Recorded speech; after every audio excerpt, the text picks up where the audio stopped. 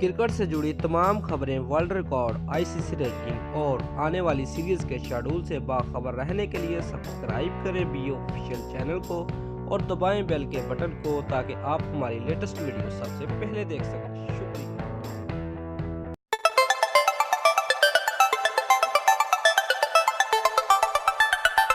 Viewer, Sarfaraz Ahmad को कप्तानी से हटाने का फैसला। चेयरमैन पीसीबी का कौमी टीम के कप्तान से गुज़िश्ता राब्ता हुआ।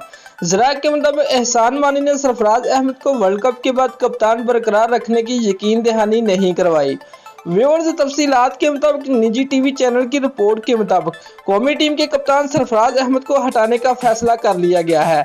दावा किया गया है कि चेयरमैन पीसीबी एहसान मानी का कौमी टीम के कप्तान सरफराज अहमद से गुज़िश्ता राब्ता हुआ था।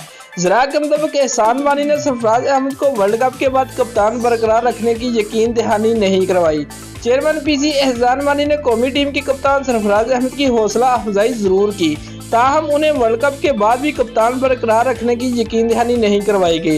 इम्कान यही है कि सरफराज अहमद को वर्ल्ड कप के बाद कप्तानी से हटा दिया जाएगा, जबकि निजी टीवी चैनल की रिपोर्ट के मुताबिक पीसीबी ने फैसला किया है कि वर्ल्ड कप के दौरान ही किसी किस्म की तब्दीली का ऐलान नहीं किया जाएगा।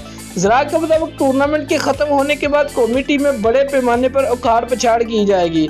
मजीद बताया गया है कि चेयरमैन पीसीबी एहसान मानी की ज़ेर सदारत अजलास 4 घंटे जारी रहा, जिसमें कौमी टीम के खिलाड़ियों, टीम इंतजामिया और सिलेक्शन कमेटी की 3 साल कारकर्दगी का जायजा लिया गया। गवर्निंग बोर्ड का अरकान का कहना था कि वर्ल्ड कप के दौरान ग्रीन शर्ट की कारकर्दगी तवक्कुआत के मुताबिक नहीं है। उम्मीद है टीम आइंदा मैचों में उम्दा कारकर्दगी दिखाएगी।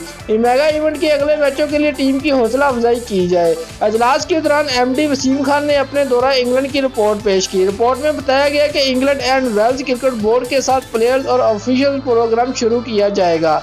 दोस्तों, अगर आपको हमारी ये वीडियो पसंद आई है तो लाइक और कमेंट लाजमी करें और हमारे चैनल को सब्सक्राइब करना मत भूलिए। शुक्रिया।